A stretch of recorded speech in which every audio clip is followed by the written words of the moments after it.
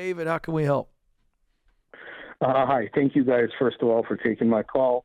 My girlfriend has high expectations for a house. How do I afford it? David, why are you dragging us into this? By the way your tone is, I don't think you can afford it, and you know you can't afford her expectations. Well, that's but how do I mean, she earns a decent living, and we're kind of thinking about whether, it's time for me to maybe propose, and, but I want to set this out right before. David, you're my hero. And that's why I want you guys' advice. If all right. you tell me no, here's my advice. I'm going to be like, no. Here's my advice. Advice number one is, and there's a moral aspect to this. Let's put that aside. The business-wise, mathematically, don't buy a house with somebody until you're married. There are legal protections to home ownership that don't apply when you are just dating somebody.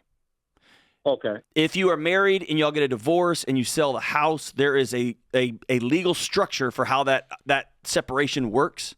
If you are just dating, then you're talking forensic accounting. You're talking a mess. I didn't pay that. You paid the rent. I paid the. Oh my gosh. So that's step number one. Let's pretend y'all got married. Y'all go down to the JP next week and y'all get married, and now you're going to buy a house.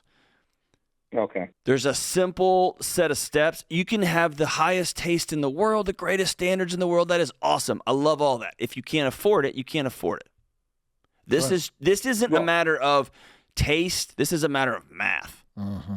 And unrealistic expectations. Based on my math, I can't afford. I'm not even talking about what your guys' ratio is. I'm talking about what. Then you can't afford it. So David, listen. So you have to tell her this, because if you were to somehow try to make this work, those unrealistic expectations that she's got right now, and you start working through this, and you go, I'm already there. There's no way. Then she needs to know that her expectations are unrealistic, and thus she's going to deal with unmet expectations. Then we're going to find out if she wants a ring. And what this is the reality relationally for you guys right now. Yeah, you are going to be trading a house that you can't afford for anxiety, extra depression, for stress that you don't need. You're going to choose to die young. But I want to give her a number because she's going to come back at me and say, "Oh, okay, so if we can't afford this number, what number can what can we afford? put 10 to 20% cash down, and what is not more than 25% of our take-home salary every month? There you go. As a mortgage payment. Period. I bought a house 2.5 years ago. That's the same ratio I use. Ken bought a house. That's the same rate. That's No. But what her comeback to me will be is, listen, you bought your condo when you couldn't, and technically I couldn't afford it back what I was earning back then, which was 12, 15 years ago. But now, because I bought in a great neighborhood and I have quite a bit of equity in it, that's when you get married, sell your condo, brother. Say, why don't you use this same rationale? Well, number one, you could say I was young and dumb, and if we want to go back 15 years, I was an idiot. Yeah, but I want to know, does this woman want you? Yeah, or does she want a house? Y'all don't need to get married right now. I got to tell you, man, I don't know, John. I don't have a good feeling about this, because your comebacks are all based on you agree with us, but all you're telling us is what she's going to say.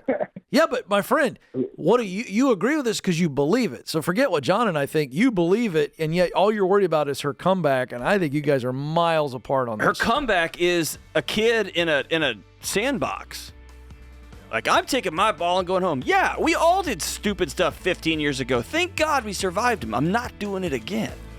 I love you, and I love our future, and I love our relationship, and I love our future marriage more than I do trying to get the bathrooms to look just right. I'm not going to live that life. No house, no ring yet, David.